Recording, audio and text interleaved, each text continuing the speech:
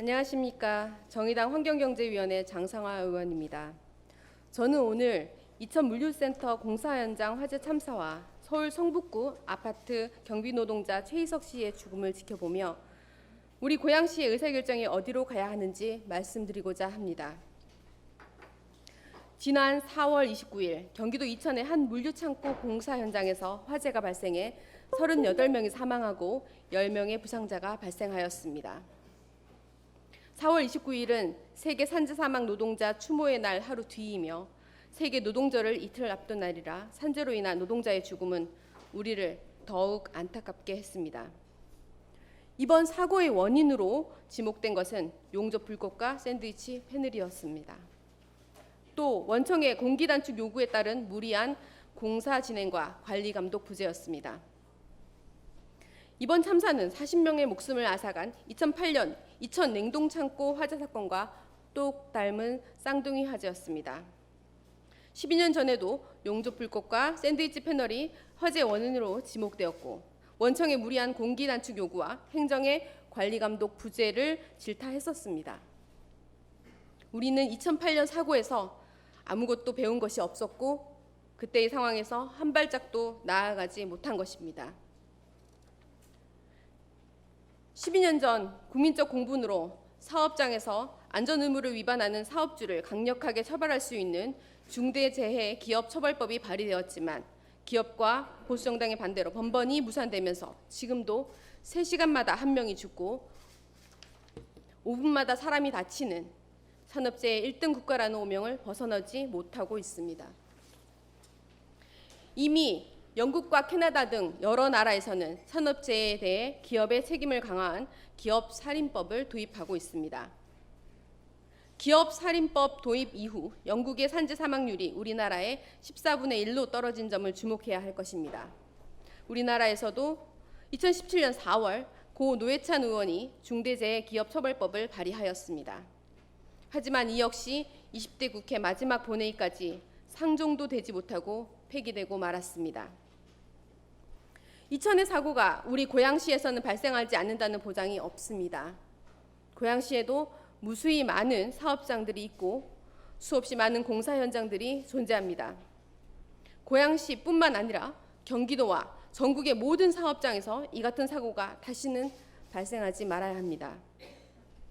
이런 마음으로 산업재해 예방을 위한 중대재해기업처벌법 제정 촉구 건의안을 발의하게 되었습니다. 뜻을 함께해 주신 의원님들께 감사의 말씀을 드리며 시정 질문을 하겠습니다. 얼마 전 서울 강북구의 한 아파트에서 입주민의 폭언과 폭행 등의 갑질에 시달리다 60대 경비원 최희석 씨가 스스로 목숨을 끊는 일이 발생했습니다. 이 사건이 보도된 이후 이재준 시장께서는 경비업 종사자들의 최소한의 인권과 복지를 조례로 보장하는 경비원 인권 지원 조례를 제정하겠다고 밝히셨습니다. 최희석 씨의 안타까운 죽음에 깊이 공감하고 관련 제도를 정비하려는 시장님의 의지에 대해 이 자리를 빌려 깊은 감사와 지지를 보냅니다. 더불어 우리 고양시 의회와 집행부서 모두가 우리 사회에서 사용되고 있는 노령 노동에 대해 생각해 봤으면 합니다. 다음 영상을 보시기 바랍니다. 임계장 이야기라는 책을 쓴 저자의 이야기입니다. 맨 처음에 그 작은 그 버스 회사, 그 버스의 그 운행을 담당하는 배차계장을 했고, 그 다음에 아파트 경비원을 했어요. 그리고 나서는 그 30층짜리 고층 빌딩에 경비원 겸 주차 관리원을 했고요. 그리고 이제 고속버스 터미널에서 보안원을 했어요. 그리고 이제 지금은 이제 그 주상 복합 빌딩에서 경비원 겸 청소원으로 좀 일하고 있습니다. 네. 다들 굳이 가는 그런 거 보면 절실해요, 다들. 그 이력서 하단에 큰 글씨로 정말 열심히 하겠습니다 이렇게 뭐 써놓은 사람도 있고, 이거 한 2년기 때 2개니까 엄청 많이 했어요. 많이 좀 떨어지도 좀 했어요. 시금도정 4년 동안에 해고를 4번을 당했어요. 그 버스 회사에는 이제 짐을 싣다가 이렇게 그 트렁크에 머리를 부딪혀가지고 부상을 입었는데 그 다음날 바로 해고를 시켰어요. 그래서 아파트에서는 그때 뭐 석가탄신에 또 화단에 물을 주는데 자치회장이 보더니 물을 주는 방식이 마음에 들지 않는다고, 그런 이유로 뭐 징계위원회를 열고 또 해고를 또 연결시켰어요. 그 30층 고층 빌딩에서는 그 본부장 사모님이 그 차를 향해서 제가 호루라기를 불었다고 그때 그 본부장이 주정차를 좀 위반했거든요. 그 이후로 해고를 시켰어요. 믿기지 않는 일이죠.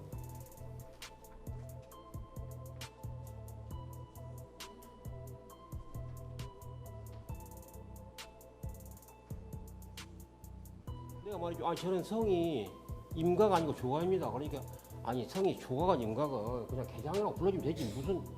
근데 이 임계장이라는 게 알고 보니까 이제 임시계약직 노인장들을 다 일괄해서 이렇게 부르는 말이더라고요. 용역회사에서는 또 임계장을 또 고다하다 이렇게 불러요. 고르기도 쉽고 다루기도 쉽고 자르기도 쉽다 이런 말이 있어요. 그러니까 전혀 그 노인이 그렇게 더러운 것을 만지고 힘든 일 하는 것은 이상한 게 아닌 거죠. 당연한 거죠. 내가 몸이 아픕니다 그러면 그거야 뭐 일괄해서 다 그럼 그건 노환이다. 겨울에 추워서 좀 방한 옷을 하나 주십시오 그랬더니 노인도 추위를 탑니까? 그 지하 뭐 6층 이런 데 근무하면서 미세먼지가 많아서 방지 마스크 하나 주십시오 그랬어요. 그랬더니 다 늙은 노인이 얼마나 오래 살라고. 이 세 마디 속에 노인을 바라보는 고용주들의 시선, 또 사회의 시선이 나는 투영되어 있다고 생각해요. 일자리를 준 것만으로도 감지적재할 때 사람들이니까 이런 생각을 하는 것이고 늙은 노인이라는 그 이유 말고 다른 이유는 없어요.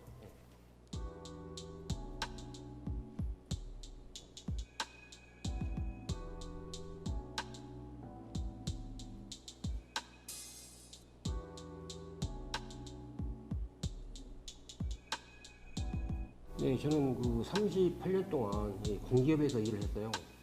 그래서 저는 이제 은퇴하면은 그 단체에서 이제 본격적으로 한번 시민 사회 봉사활동을 하면서 그렇게 노후를 보내려고 계획하고 있었죠. 좀 사람의 삶이라는 것이 예상치 못한 뭐 돌발적인 그 변수라는 게 많이 좀 있는 게 우리 좀 삶 아니겠어요? 저도 퇴직 무렵에 이렇게 돌발 변수가 많이 좀 생겼어요.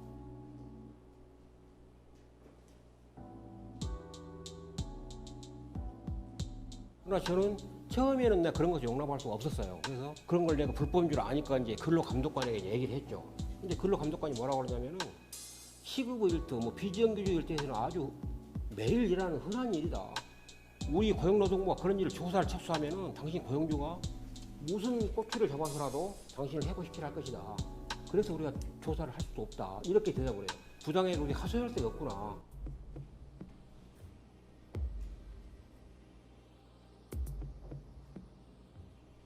최저임금이 오르니까 고용주들은 인원을 줄이고 또 줄였어요. 그러니까 근무 강도는 높아지고 근무 시간은 길어져요. 그런데도 뭐 휴게 시간이라고 해서 일하는 시간의 절반의 임금을 안 줘요. 근무 강도가 높다는 것은 그만큼 일이 고돼요. 근데 사람의 몸은 이렇게 강철이 아니에요.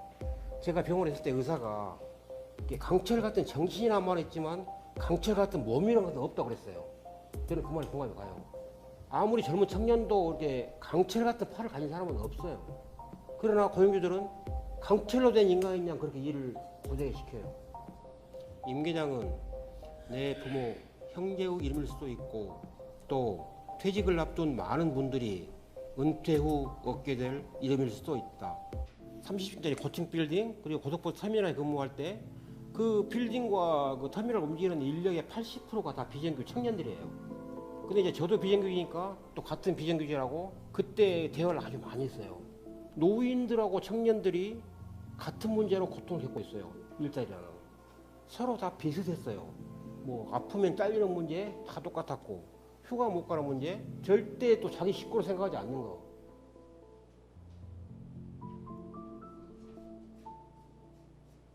청년들은 자기들 흙수저라 생각해요. 그런데 뜻밖에도 부모를 또 원망하지 않아요. 단지 시대를 잘못해놨다 이런 생각도 많이 해요. 그런 청년들의 그 뭐 귀중한 재능, 또 뭐 청순한 활력 이런 게 헐값으로 팔리고 있구나 이런 것을 목격하니까 젊은 청년과 황혼의 노인이 겪는 고통이 같은 것은 정말 그것은 좀 서글픈 거예요. 제가 느낀 게 비정규직 기간이 길어지는 청년일수록 열정, 패기 이런 게 많이 좀 줄어드는 그런 안타까운 경우를 제가 많이 봤어요. 그 많은 청년들이 다 힘들어하고 있어요. 몸이 부서져라고 일을 해도 아무런 보람도 없고 또 노동에 상하는 임금도 받지 못하고 제가 생각하기에 오늘날 그 청년들이 겪고 있는 어려움은 청년들 책임이 아니에요. 저는 그래도 좀 노동을 좀 하고 싶어요. 그러나 비정규직은 그만두고 싶어요. 왜냐하면 이 비정규직은 일터가 아니에요. 이게 노역장이에요. 그러니까 존중만 받을 수 있다면 로또가 되더라도 저는 노동을 하고 싶어요. 네, 좀 길죠? 이 임 계장 이야기는 의회 소고에 있으니 읽어보시기 바랍니다. 과연 고양시에서 노동 인권의 사각지대에 놓여 있는 이들이 경비원뿐일까요? 택배 노동자, 대리운전 기사와 같은 플랫폼 노동자, 마트 직원, 콜센터 직원들은 해당되지 않을까요? 저는 더 깊이, 더 근본적인 원인을 보았으면 좋겠습니다. 영상에서 마지막에 조정진 씨가 이야기하였듯이 경비원의 문제가 아니라 비정규직의 문제이고 우리 사회의 노동 인권의 문제입니다. 앞서 이야기했던 산업재해의 경우도 마찬가지입니다. 코로나19는 사람을 가리지 않았지만 산업재해와 고용 불안정은 사람을 가립니다. 더 열악한 고용 상태의 노동자가 더 많이 죽는 것이 현실입니다. 고용의 형태가 비정규직 외주화됨에 따라 위험도 외주화되면서 산업재해 위험은 더 높아지고 있는 것입니다. 또한 코로나19로 인해 해고되고 생계의 위기에 내몰린 이들도 역시 비정규직 노동자들입니다. 그런 의미에서 노동 인권을 보호하기 위한 첫 번째 과제는 바로 고용 안정입니다. 겉에 보이는 번듯한 외양보단 근본적 원인을 개선해 나가려는 노력이 필요합니다. 근원적으로 노동 친화적 고양시를 만들기 위한 철학을 가지고 제도와 정책을 만들어 가야 할 것입니다. 저는 시의회에 들어온 이래 지속적으로 비정규직 문제를 제기해 왔습니다. 최성 전 시장이 약속했던 비정규직 정규직화는 이재준 시장이 들어와 2년이 다 되어가는 지금도 여전히 이루어지지 않고 있고 정규직화 로드맵도 마련되지 않고 있습니다. 크리스마스 이브에 해고 통보를 받았던 고양시 영상미디어센터 노동자들도 여전히 비정규직으로 고용 불안에 떨고 있습니다. 민원 콜센터, 직업상담사, 사회적경제지원센터 등 고양시에 꼭 필요한 수많은 상설 업무가 외주화에 의한 비정규직 노동으로 유지되고 있으며 이팔청춘 창업소와 같이 새로 시작된 사업들도 비정규직으로 채워지고 있습니다. 비정규직 노동자들은 위험한 노동 현장에서 일하며 고용 불안에 마음 졸이는 을 중에 을로 살아가고 있습니다. 경기도에서는 노동국을 신설하고 노동자 인권을 위한 적극 행정을 펼치고 있지만 고양시는 여전히 노동 문제를 기업 지원과에서 담당하며 노동을 기업 지원의 차원에서 이른바 관리하고 있습니다. 시장님께 질문 드리겠습니다. 계획하시고 계신 경비원 인권 지원 조례의 내용에 대해 말씀해 주시기 바랍니다. 저는 경비원 인권에서 더 나아가 노동 인권에 관한 근본적 해법을 모색하는 조례 마련 등의 노력이 필요하다고 생각하는데 시장님의 생각은 어떠십니까? 또한 결국 가장 근본적인 문제를 해결하기 위해서는 비정규직 문제에 대한 고양시의 해결 의지와 집행이 중요합니다. 더 이상 비정규직이 양산되지 않도록 하고 고양시의 비정규직을 줄이는 조례와 정책이 마련되어야 합니다. 고양시 비정규직의 정규직 전환 로드맵이 있는지 그리고 있다면 그 내용을 말씀해 주시기 바랍니다. 더 나아가 고양시를 노동 친화 도시로 만들기 위해 노동전담 부서의 신설이나 노동인권 교육의 정례화와 같은 구조적 해법을 모색하고 계신 것이 있으시면 말씀해 주시기 바랍니다. 진짜 위험은 정치인들과 기업인들이 정말로 뭔가 하고 있는 것처럼 보이도록 행동하는 것이다 라고 말한 환경운동가 그레타 툰베리의 일갈은 다만 환경에만 해당되는 이야기는 아닐 것입니다. 시장님의 경비원 노동자 인권을 생각하는 이번 조례 제출이 경비원뿐 아니라 열악한 환경의 비정규직 노동자 모두의 인권을 생각하는 마음과 철학에서 뿌리를 두는 것이라 믿고 우리 고양시에서 일하는 비정규직 노동자의 처우와 노동 환경을 개선하는 실질적인 정책과 사업을 기대하며 시정 질문을 마치겠습니다. 경청해 주셔서 감사합니다.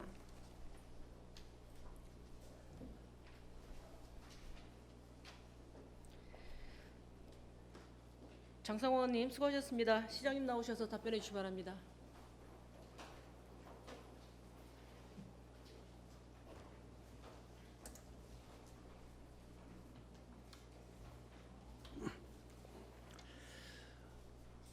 매번 노동인권에 대한 시정 질문을 해주신 장상 의원님께 진심으로 감사를 드립니다.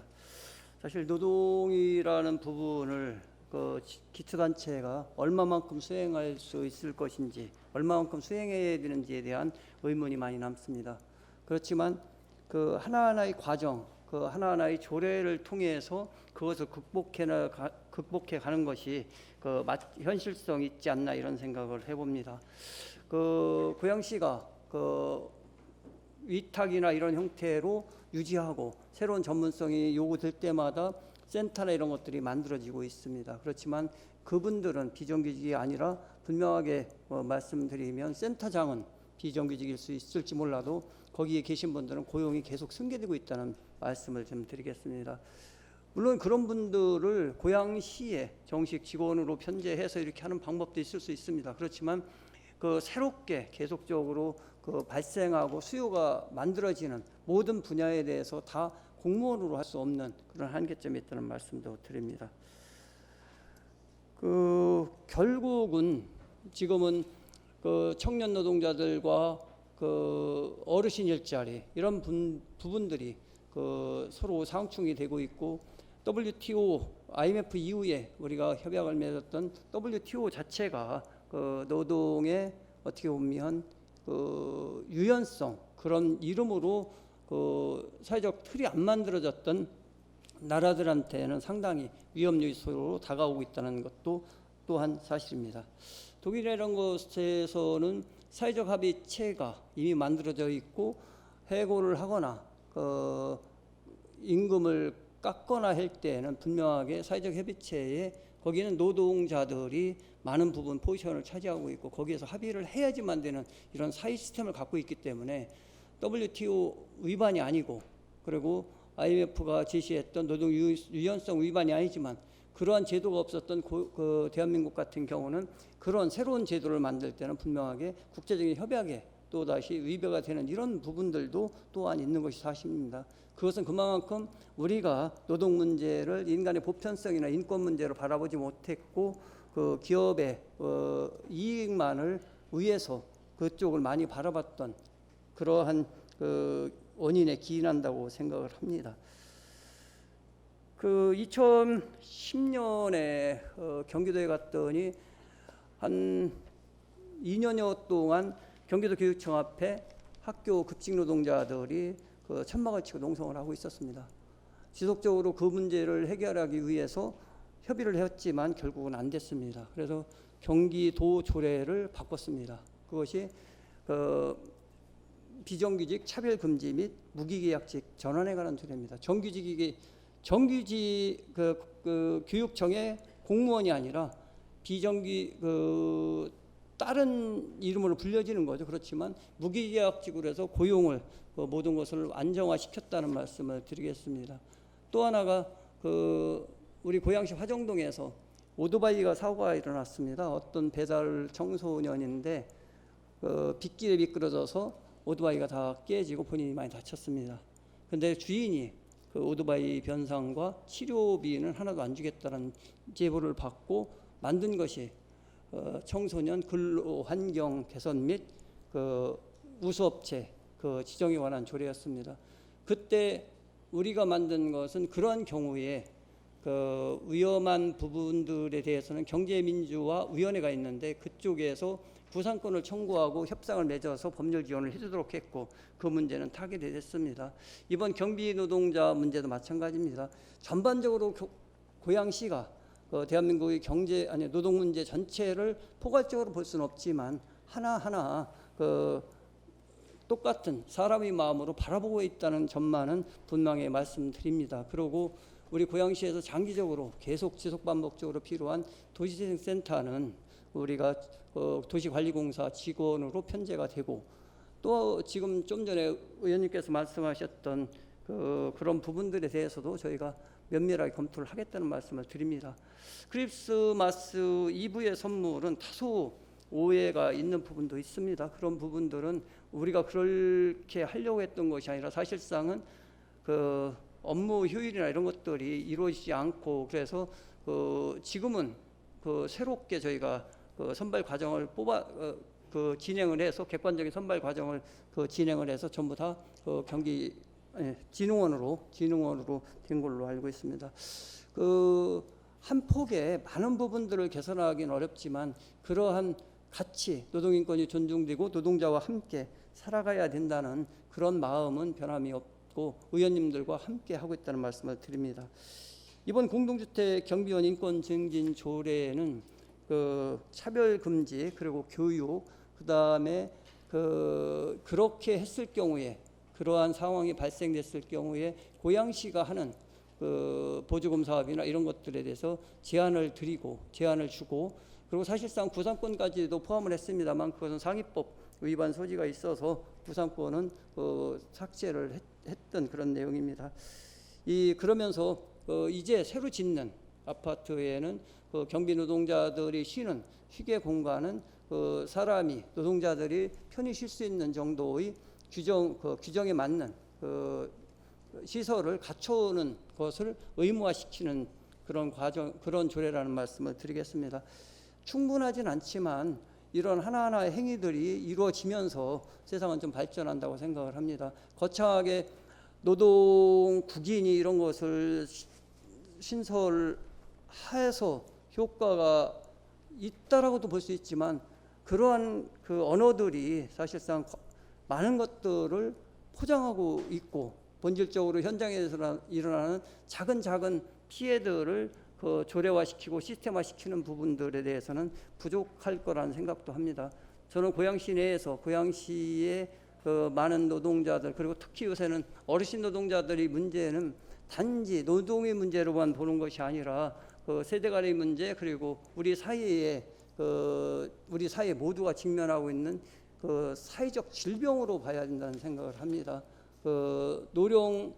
노령화가 급속하게 진행됨에도 불구하고 그분들이 충분한 소득이 보장되거나 미래를 예측해서 비축해놓은 자금이 없는 분들에 대해서 이렇게 사회가 방출하듯이 하는 것들은 잘못되어 있다. 그래서 그 기반들은 무엇인가 마련이 돼야 되지 않나 이런 생각을 합니다. 그 기반들에 대한 부분이 우리 고양시 재정으로 할 수 있다면 고양시에서도 조그만 부분이라도 이렇게 보태는 것이 맞다는 생각을 갖고 있습니다. 나머지 의원님께서 말씀하신 사안들에 대해서는 자치행정국장과 일자리 경제국장이 차례대로 답변 드리도록 하겠습니다.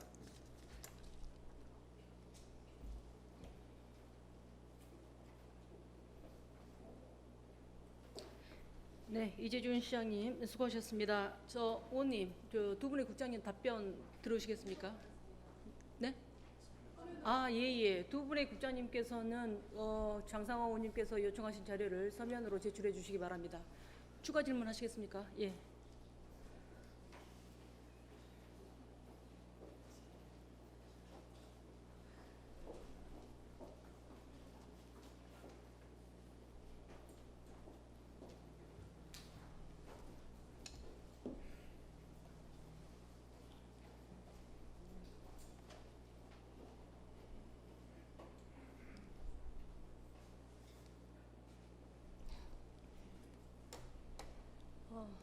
그 다음 페이지 넘겨주세요. 네. 시정 질문 답변서를 받았습니다. 받고 좀 오히려 추가 질문을 할 수밖에 없는 상황이 된 것을 양해해 주시기 바랍니다. 첫 번째 경비원 인권조례 관련해서는 경비업법과 공동주택관리법의 이유중 적용을 받아서 복지 사각지대에 놓여 있다거나 사용자가 특정되지 않는 문제 그리고 경비원 고용 안정 등에 대해서는 검토하셨을 거라고 생각을 하고요. 추가로 좀 부탁을 드리고 싶은 사항이 있어서 말씀을 드리겠습니다. 경비업을 하시는 분들이 이런 갑질 피해를 받을 경우에 어디든 호소할 기관이 없다고 하시는 말씀을 많이 들었습니다. 갑질 익명 신고센터 등을 마련할 수 있는 내용에 대해서 또한 검토 부탁드린다는 말씀을 드리고요. 노동자의 권익 보호를 위한 근거 규정을 마련하고 노동 정책의 일관성 있는 추진을 위해 조례 제정의 조례 마련의 그 필요성에 공감하며 노동 인권에 대한 조례안을 적극 검토하겠다라는 얘기를 하셨는데 이 조례를 검토하시겠다는 답변에 대해서 좀 감사한 말씀을 좀 드립니다. 다만 이 조례에 따라서 집행을 할 집행부서가 여전히 기업 지원과의 노사협력팀이라고 하는 것에 대해서는 좀 우려의 말씀을 드립니다. 이 부서에 기본적인 스탠스가 어디에 있는가라고 하는 문제가 있다라는 생각이 좀 들거든요. 그래서 그 부분에 대해서는 진지한 검토를 부탁드린다는 말씀을 좀 드리겠고요. 그 뒷장을 좀 넘겨주십시오. 네. 지금 두 번째 답변을 보면서 굉장히 많이 우려스러웠습니다. 거기에 보면 답변자의 고향 시장이라고 되어 있어 시장님의 검토가 된 답변이라고 보여지는데 첫 번째, 우리 시는 기간제 근로자 정규직 전환에 이어 기간제 근로자에 대한 정규직과의 차별적 처우 금지 규정 및 시정 절차를 마련하는 등 비정규직의 근로조건 개선을 위해 노력하고 있다라고 하셨는데요. 그 뒷페이지 주세요. 이 표를 보시면 좀 익숙한 표이실 겁니다. 이게 우리 시만 하고 있는 정책일까요? 지난 시정질문에서 제가 띄웠던 표입니다. 우리 시 조례가 법률이 밝히고 있는 기간제 및 단시간 근로자 보호 등에 관한 법률 제8조 1항을 위반하는 내용이었던 것을 바로잡아야 한다고 지난 시정질문에서 제가 제기하였고 시정조치된 사항입니다.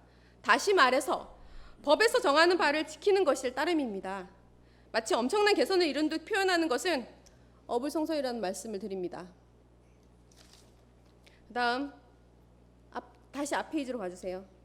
네, 그 두 번째 보시면 코로나19 사태로 산업연구원에서는 노동시장을 유연하게 하고 기본적인 사회 안전망을 강화할 것을 제시하고 정부에서도 기존의 고용을 최대한 유지하여 실업을 최소화하려는 노력을 강조하고 있음. 이 말이 좀 납득이 안 됐습니다. 그래서 이 답변지를 만든 부서의 담당자와 통화를 했는데도 여전히 이해가 안 됐어요. 그래서 산업연구원이라고 하는 곳을 찾아봤습니다. 다음 보시는 내용이 바로 산업연구원 자료입니다. 뒤로 넘겨주세요. 네, 여기서부터 뒤에 쭉 자료의 내용이 나옵니다. 다음 지난 5월 24일 산업연구원이 발표한 코로나19에 따른 산업별 고용 변화와 시사점 보고서의 내용은 코로나19 충격으로 지난 3월 취업자가 전월부터 22만 9천 명 감소되었는데 이 중 고용보험 가입자는 4만 2천 명인데 반해서 고용보험 미가입자가 18만 7천 명으로 전체 82%를 차지하고 있어서 고용보험 가입의 중요성을 강조한 것입니다. 특히 이 보고서는 고용보험 미가입자인 청년들이 가장 큰 타격을 받았을 것이라면서 노동 취약 계층을 보호하고 일자리를 창출하려면 노동시장을 유연하게 하는 대신 기본적인 사회적 안정망을 강화하는 방안을 모색해야 한다고 제안하고 있습니다. 전혀 상반된 지금 내용으로 이걸 설명을 하고 계신 겁니다. 보고서에서는 노동시장 유연성 강화를 정책 방향으로 설정하고자 한다면 사회적 안정망 강화 정책 등의 시행이 최우선시 되어야 한다는 내용이 핵심입니다. 또한 여기서 제일 마지막 페이지 펴주세요. 네, 거기 보시면 거기 오른쪽 페이지 중간쯤에 보면 사회의 유연 안정성이라는 말이 나옵니다. 플렉서큐리티라고 하는데 이것은 유연성이라고 하는 플렉서빌리티와 안전성이라고 하는 세큐리티를 동시에 추구하는 제도입니다.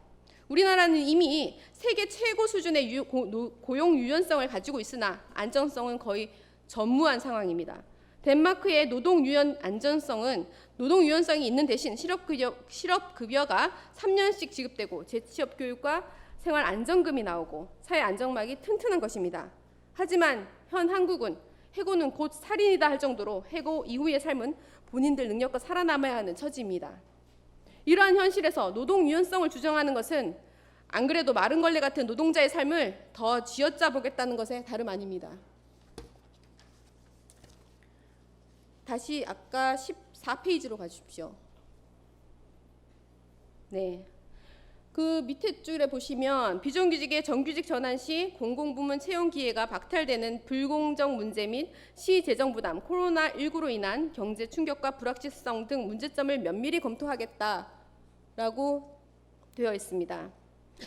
비정규직 정규직 전환 시 공공부문 정규직 채용 기회가 박탈되는 불공정이 발생한다는 주장은 근거 없는 억지 소리입니다. 비정규직 정규직 전환은 대부분 무기계약직, 특히 공무직으로 전환되고 있어서 어떤 공공부문 정규직 채용 기회가 박탈된다는 것인지 납득할 수 없습니다. 이미 여러 차례 밝혀왔듯이 비정규직 정규직 전환으로 시 재정 부담이 늘어나지 않으며 유일하게 손해를 보는 사람들은 위탁 용역을 받아서 자기 배 불리고 있는 민간업체 사장들 뿐입니다. 코로나19 상황에서는 더욱더 취약계층에 대한 충격을 완화하기 위해서 상설 업무 종사자부터 정규직 전환이 시급합니다. 수탁기관의 반대로 정규직 전환을 더 이상 미뤄서는 안 될 것입니다. 현 코로나로 정부는 사회적 거리두기를 포함한 생활방역을 강조하면서 사람들의 물리적 접촉을 막으려고 하고 있습니다. 하지만 이러한 와중에 실업자가 될 경우 부양가족이 있는 분들은 구직을 위해 더 많은 직장을 돌아다닐 겁니다. 그럼 정부에서 주장하는 방역망 구축에 차질이 생기는 겁니다. 오히려 현 시국에서는 노동 유연성이 아닌 안정성을 높여야 하는 처지입니다. 시에서 공식적으로 제출하는 답변서의 내용이 너무나도 시장님이 주장하시는 내용과 배치되는 부분이 있어서 저는 이것을 얘기하지 않을 수가 없었습니다. 안전하게 일할 권리, 행복하게 일할 수 있는 고양시를 꿈꿉니다. 그러한 고양시를 만들기 위해 화려하고 그럴듯한 정책이 아니라 실제적이고 체감되는 정책을 바라는 마음에서 추가 질문을 드렸습니다. 이상 마치겠습니다.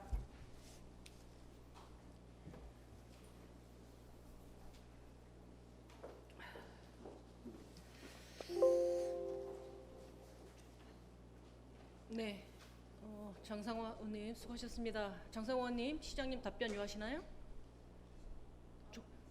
마무리 발언 잠깐 드릴까요? 시장님 나와서 답변하시겠습니까?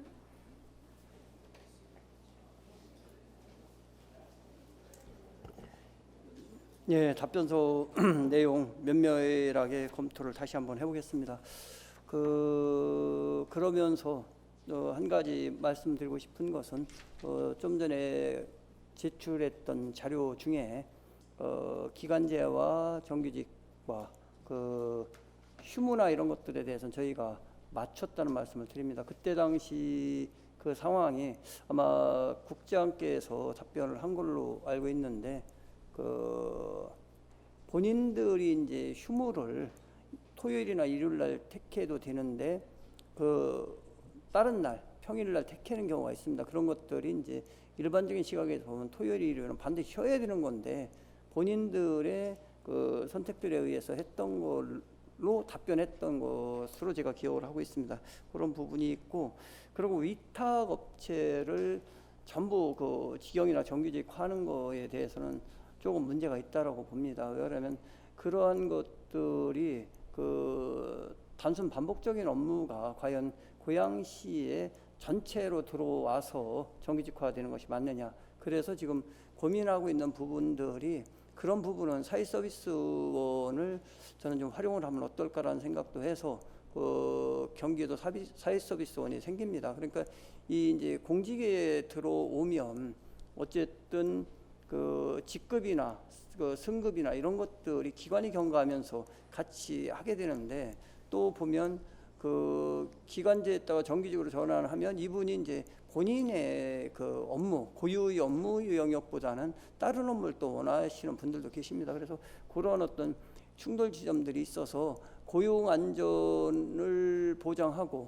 또 어떻게 보면 차별이나 차별이 행해지지 않고 노동인권이 보장되는 하나의 플랫폼이 있다면 그것이 경기도가 하고 있는 사회서비스는 아닐까, 이런 생각도 해봅니다. 그래서 사회서비스 분야에서 고양시가 많은 부분들을 위탁을 주고 있는데 그런 부분들이 사회서비스원으로 가는 것이 더 옳다고 생각한다면 그것은 그래도 공적인 기관이고 어떻게 보면 지금 우리 공사니 이런 것처럼 공적인 건데 단지 이제 수행하는 일에 대해서 이제 급여의 차이는 있을 수 있습니다만 나머지 조건들은 동일하다. 그래서 그런 것을 적극적으로 검토하겠다는 말씀을 드리겠습니다.